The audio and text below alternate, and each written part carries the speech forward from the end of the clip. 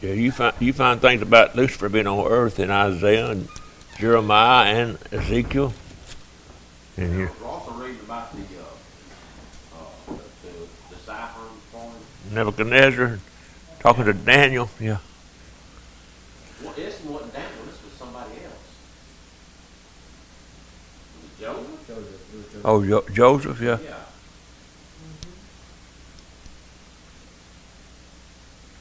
He had Joseph. That's back when he was captured over in Egypt. And I don't know how he interpreted that dream. The dream was, who was the king? I think it was just Pharaoh in Egypt, wasn't It it? was Pharaoh. It's in, In the Old Testament. yeah, it's in Genesis. You saw some of them cows that was skinny and some of them was fat. Oh, yeah. That's in 41. When it was? 41. Genesis. I remember where it was at. I thought I wrote it down, but I didn't. I saw in my dream, and behold, 7 ears came up on one stalk, full and good, and behold, 7 ears withered. Then and blasted with the east wind sprung up after them, and the thin ears devoured the 7 good ears. And I told this unto the magician. That's what it was, about the ears and the good ears and the bad ears. Yeah, and the 7 good kind, 7 ill-favored kind. He was telling them, it's going to be 7 years of famine. And he was talking about 7 years or something. Famine, then it'd be 7 years of planting, and then there's going to be 7 years of famine. Yeah, I was trying to find it. That's when he bought all the land and all the cattle and everything. And then He done it. He bought all the people. Yeah, he done exactly what he took control of everything. Exactly what the Antichrist is going to do when he gets here. Except, Related to what's happening today, really. yeah, Yeah. I mean it's exactly the same thing. See, let me try to find out exactly what chapter that's in. Where Joseph bought all that up, and it tells what they did. But anyway, he did exactly what's happening now. Like I said, he got all the food. The Bible said when the money failed, then he started taking their cattle and their land, and the first thing you know, the government had control of everything. People had nothing, and then he put them wherever he wanted them to live at. That's exactly what's winding building up here now. But there's so much, as you see, in types and shadows and patterns through the Bible that happened back then. That, we got the same enemy that we've always had, and he knows what works. Yeah, there it is in 47. Joseph gathered up all the money that was found in the land of Egypt and the land of Canaan for the corn which they brought. In other words, they brought him all the money because they were starving. He'd already put all the food in the storehouses. And then when the money failed, the Egyptians came unto Joseph and said, "Give us bread, for why should we die in thy presence? For the money has failed." There was nothing to buy, no money to buy it with. So he took total control of everything. But that was he did that over the Egyptians. The Antichrist in the end will do that over everybody except his people that's with him. That's exactly a pattern of what's going to happen with the Antichrist. And see. 48, it said he went through all the land of Egypt, gathering up the food. Uh-huh. Yeah, in verse 18 at 47 said, when the year was ended, they came unto him the second year and said unto him, "We will not hide it from my Lord, how that our money is spent. My Lord also has our herds. There's nothing left inside of the Lord but our bodies and our land." And say he took everything. He made them slaves in their own land. Yeah. And folks, we're being made slaves in our own land right now. Well, I mean, it's going to get more obvious as it goes along. But the problem is right now is America has been so prosperous for so long, and we're so blessed that folks can't see what's happening right in front of our eyes. It's because, hey, this is America. Like it can't happen here. Well, it can happen here, and it is happening here. It's because, folks, we've dozed off and we hadn't and nobody stood up and said nothing. That's just like our kids in school. They're teaching propaganda to the children. The next generation ain't going to have a clue about anything that's going on because they're just going to be following blindly after what they've been taught. I saw a guy on there today, and he was talking about that they had made anything religious. Now, in schools they was calling it anti-science. In other words, it was, hey, you can't talk about anything that's religious because it's against science. Well, true science is not against the Bible, folks. True science, what we call science now, ain't science in a lot of ways, because they'll say that it's only science if you can reproduce it in a test tube, if you can make it happen over and over again. Well, they can't make what they say happen over and over again. They want you to believe you come from a monkey, but show me a man that come from a monkey. Yeah. Show me evolution happening. They can't do that, but oh yeah, this is. They want you to believe that, but then they'll say, well, you got to show me God. You got to let God's got to do this before we can believe God. But yet they want you to believe that everything's an accident. But no, it's a what we've come to, folks, is the last ditch push, the last ditch effort to push God out of everything. That's right. Because if people can't depend on God, they're going to depend on government, and that's the whole agenda. It's not just here, folks. It's a worldwide agenda. Yeah, y'all see that? That you were privileged, more privileged than other children. It's class warfare. It goes along in that same vein. Critical race theory, is dividing folks. That's what that is too. But that critical race theory says all white people are oppressors and all the black people are the victims. Divide and conquer. That's all that is. And Well, again, they keep. well, see that whole thing though. That's like when President Johnson got the civil rights thing passed, and I mean he's, of course, the Democrats smooth over that now, but he said with this legislation we've got the nigger vote for 100 years, Exactly. and see that was what it all was about. We'll make them dependent upon the government. They'll vote for us. Hey, that's what all this is, opening the borders. You're not. Lackey done said it. But folks, this is all, like I say, it's all boiling down, isn't it? All boiling down. As I was studying this week, What's going on? there you are. And they don't. It's not They bothering. don't want to rock the boat. Right. It's not bothering me yet. Yeah. I see that when we look at, so often, even when people who believes the Bible, we don't never stop and look at it and say, well, now how can this happen? Well, the mark of the beast. How can that happen? How can he just line up everybody to get a mark? Well, how it can happen is if you're dependent upon the government for your food. Can't happen in America. Can't happen in America, but it is happening. It's already happening. See, that's like the little thing that they had out that time about the Nazi Germany. But you know why? Well, there's not a nation in the world that could have destroyed America militarily 10 years ago. Oh yeah, well, because they don't have. I mean, we have put the woke generals over our military, and hey, they don't have nobody to fight. Oh yeah, it's gonna happen.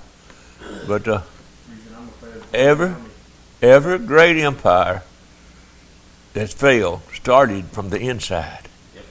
See, when Rome fell, and if you look back and read that the history of Rome, the politicians, Rome to start with, their money. If you got a $10 gold piece, it was worth like $9.99 pure gold. Well, the politicians started to get in the gold for themselves, and the coins started being less valuable metal. So after a while, the money was no good, just like we looking there in Genesis. The money became no good. The folks were so entertained. Rome built these great coliseums to keep their people entertained. And so when when the barbarians came up against Rome, they hadn't had nobody to fight. Because all them folks, they wanted to be entertained. So they had to start hiring people to fight for Rome. You didn't have nobody, no soldiers left to fight. Well, and the thing about that is, Tommy, they don't see, as far as fighting, they don't see the necessity of it. A lot of the young folks. A lot of the young folks coming along. Oh, if we don't, if we don't be aggressive, they'll be all right. Yeah. That's like, who was it Pelosi? Talk about a while back about gun control. Say somebody comes in the room with a gun, and they realize nobody else in the room's got a gun, that they'll lay down their gun and go on about their business. That's just human nature. No, they won't. Hey, that's been proven over and over and over. You come in the room, a thug comes in with a gun, nobody else in there got a gun, he's going to shoot whoever he wants to shoot. Exactly. And it's been that way for 200 years here. But that's where we at. That's where we at. But as I was reading starting today, we see the early church, the church that Christ established. And this is our history, folks. The church that we see in the New Testament was people with like faith that we have. But as we went along in time, and you can go back and check out in history too, people began to create their own organizations instead of sticking with what Jesus taught. They began to create organizations, religious organizations, and so we got away from what Jesus had taught and what the apostles had taught. And we began to teach everybody, begin to teach what could prosper their denomination. We have church discipleship now. We have great programs and I saw one this week where they were having church discipleship classes. Well, you'll never see a church discipleship in the New Testament. They had Christ discipleship. They taught people how to live according to the doctrine of Christ. But when man began to build different denominations and different organizations, it was all about the prosperity of that organization instead of teaching people how to live at the principles of Christ. But the early church, well, everything, if you want to read in the New Testament, everything the apostles wrote, everything that Jesus taught, was to teach people how to live the principles of God. You never see where there was membership drives for the church. The Bible said that the Lord added to the church such which was being saved. Now, there was folks coming in then and joining that was not saved, but the God counted the church those that was saved. That was born again people. But now we got so many folks members that never been saved, and so we got people in leadership positions never been saved that is leading the church, and that's the reason that we got so much confusion going on right now. That's the reason that folks has lost faith in what the churches are teaching. We talked about a while ago, like we think that happened in America we couldn't see. Well, if you stop and just think about it, on any other subject, if on the same question, if you got 10 people with 10 different answers, it's easy to say, well, they all might be wrong, but they all can't be right. If you got different answers to the same question. But when it comes down to religion, we've just got to the place where, okay, if it's a church, they're all right. They're all right. No, they're not. Get back in the Word and see what the Word says. If the Word doesn't back it up, it's not right. And see, Jesus, when he was here, over Matthew 15, and he was talking to the Pharisees and the way that they were teaching, he said, "In vain they worship me, teaching for doctrines the commandments of man." He called what they were doing worship, but he said it's a vain worship because they weren't teaching people the principles of God. They were teaching people how to be Pharisees. And so we've got a lot of that right now. Church membership are taught how to be a good church disciple and not a good Jesus disciple. And you talk to folks, it got so used to it, you talk to folks and they'll say, well, they'll give you the denomination where they're going. Well, I'm a Baptist, or I'm a Methodist, or I'm a this, or I'm that. No, we're all supposed to be following Jesus. And nowhere in the Bible does he ever give us authority to start another doctrine. It's always his word. And so that's what the early disciples, like I say, the apostles, everything they wrote was to teach folks how to follow Jesus. You don't never see anything about membership drives for the church. It's how to see. But now we got to where, this idea that God's got certain principles, it's getting to be an alien idea. But no, God's got principles for us to live in everything about life. When Jesus said that he'd come that we could have life and have it more abundantly, he was talking about, I'm going to teach them how to live the God way, where they can prosper and be at peace. And that's got a long way from religion.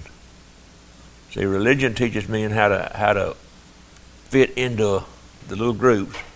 But God's principle teaches us how to live like Christ wanted us to live. And so that's how we got to get back to. But when I was a kid coming up, folks didn't think that you're supposed to prosper if you was a Christian. They thought Christians supposed to be poor and barefooted. But that ain't life abundantly. No, it ain't. And that's the whole thing the other day. Now, of course, a lot of folks now, put prosperity number one out there. But Jesus gave us a way to prosper, his way to prosper. But I saw a thing the other day where a fellow said, I can't find any scripture where God said that he wanted us to enjoy life. Well, that was on Facebook the other day. Can't find no scripture where God. He ain't been reading that. No, I have come that they might have life and have it more abundantly. Sounds like he wanted us to enjoy life to me. Jesus said, my peace I leave with you. That sounds like he wanted to enjoy life to me. But see, it's his principles that gives us the joy of the Lord in our life. And it's the joy of the Lord, the Bible says, is our strength. So if you ain't got no joy, what are we going to follow God for? So many folks, like I said, are so tied up in religion now, you would think, to listen to folks talk, that God and the devil's kind of formed a partnership just to see how miserable they could make me. And it's sad. But that's the reason that the churches is emptied out. And people don't recognize truth anymore. They recognize doctrine. So anything that says anything that's contrary to doctrine sounds like you're a cult. We've been called a cult down here a bunch of times. Yeah. But see, that whole thing, a lot of parents probably feel like, well, okay, they're teaching them how to live in the world. They're teaching them how to be successful in the world. No, they're teaching them how to die. I heard Robin Bullock say one time that back years ago that there was this kid that they knew, teenager. He got tied up in that satanic stuff, and he said his room, and his parents let him do it in their house. Had painted his room black candles, had this life-size photograph of this satanic figure there. He'd go in there every night and chant. And they found him, he's 16 years old, they found him sitting cross-legged in front of that thing, dead. He just died. And they couldn't find anything physically wrong. He's sitting there. What it was, he had give himself over enough to Satan. Satan just took him out. So they found him sitting cross-legged in front of that image, just died, 16 years old. But you see, in America, you can't put anything that is related to Christ in any public place. Yeah. But you can the devil. You can the devil.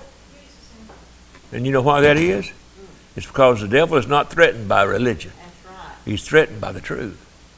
Because, hey, he don't care what kind of religion you get tied up in as long as you don't fool with the truth. Because the only enemy he's got is those people who understands that Jesus was exactly who he said he was. Yeah. And that his word is truth. And he Well, we got in a discussion, well, see, on that, look who started Christianity. Jesus. See what he taught. Yes. Now, all right, look who started Islam. See what he taught. And see, that's what he taught. And if it comes right down to it, they will do you in. See, yeah, there are Muslims out there right now that's not killing people now. Well, You know what, them folks... They don't believe in killing the infidel. I said, Yes, they they believe do. in the Quran. They believe in killing the Yes, they infidel. do. if they're Muslims, they're following Muhammad. If they're following Muhammad, that's what he taught. And this old boy, I forgot what his name is now, but he's been hiding and running for his life for years. But he put out a book called the Satanic Verses, and he's Muslim. But Muhammad, he taught one time that he was trying to win some folks, and he taught that Allah was all right with you or having other gods. But, he was trying to win some people. And then when he got stronger than those folks, he went in there and killed them and said that the devil had influenced him. So this old guy wrote a book. I didn't know his name, but he wrote a book that's called Satanic Verses. And he said exactly what Muhammad had said. But he still hiding because they got a bounty on his head because he wrote the book and said what Muhammad said. But I got the Quran, so I know what it said. We brought it down here several times and looked at it. They've got books called the Hadith. They got, I believe, 4 or 5 of them teachings of Muhammad. And all you got to do is look at it. Folks that says, "Oh, this ain't true." Oh, it's out there. You can buy it in the bookstore. But again, that's Satan capturing folks' mind. That's the plan. That's the plan. That's that's the plan. See, that's the whole plan. If there's good Muslims, now Saudi Arabia is a Muslim country. Go over and establish a church. But now they come over here and establish a mosque. Yep. So what does that tell you? A lot of folks that way. But that's where we're caught up a lot in that right now. Not just Michael. There's a lot of folks caught up in that. Oh, there's good Muslims. No, if they're Muslims, they're following Muhammad, and Muhammad ordered them to kill the infidel wherever they found him. That was his. If you could look, they tell you they're not. They'll kill them. Yeah, they kill them. Honor killings. If you do anything, that don't go along with what their daddy teaches them, they kill them. They strap bombs on their little kids, send them out there to kill Christians and Jews. I saw one. It's been several years ago. She was a mama, and she done had like 3 sons that was suicide bombers, and she had like 2 left, and she said her dream was for the other 2 to die martyrs. See, that was a mama. Yeah, that ain't Islam though. That's just. Well, look, folks. I don't care what they call it. If it's satanically influenced, the goal is to kill people. Because we are in his place in his mind, and if it's satanically influenced, the goal is to kill people off. But we need to get back, make sure that, like I said, that what we teach and what we live is Bible. I want to read this before time runs completely out. Look over at Proverbs chapter 1. Proverbs what? Chapter 1.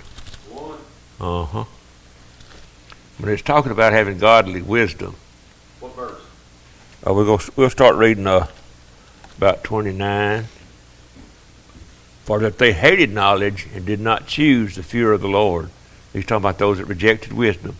They would have. They didn't choose the that word fear is the reverence of the harvest, the reverence.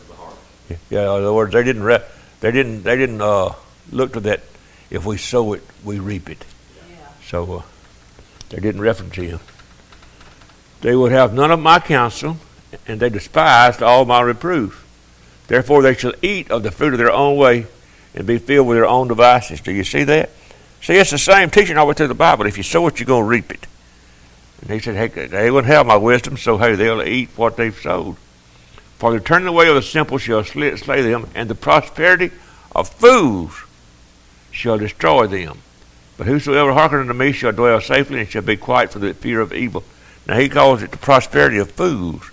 That's putting earthly prosperity ahead of everything that God's got for us. See, God's got a way of prospering us, and he wants us to prosper.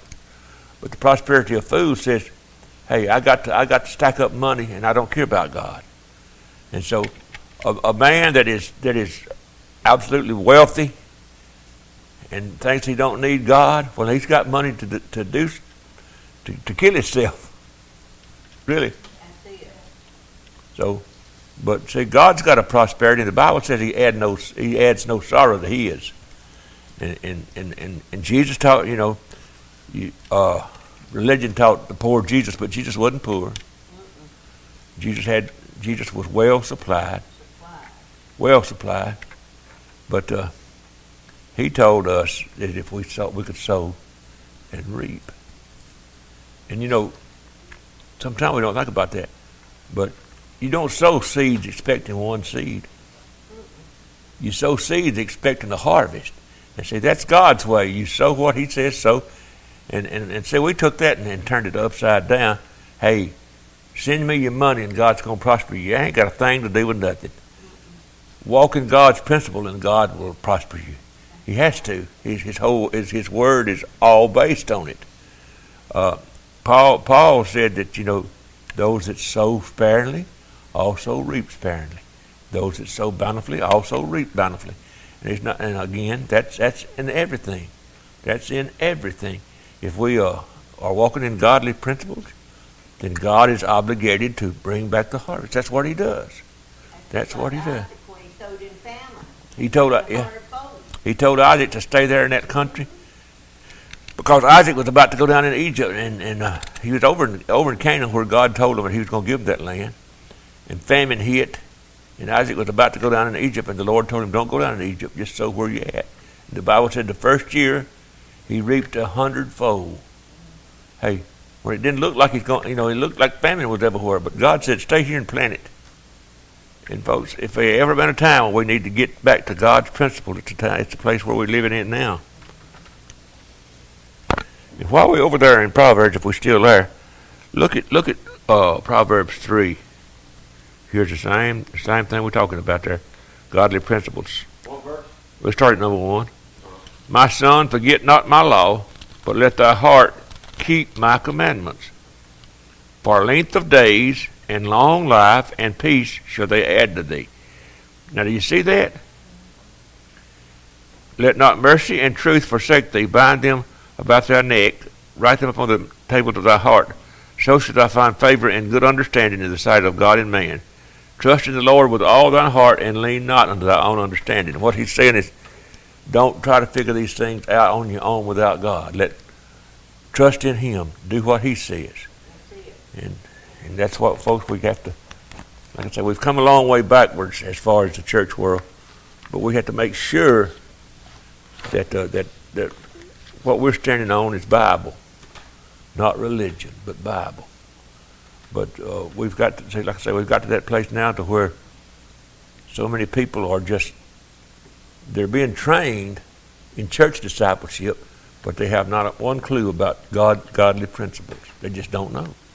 That's the reason they can go out here and say, "I'm Christian," but vote for a man that's all about killing babies in the womb. See, they just don't know.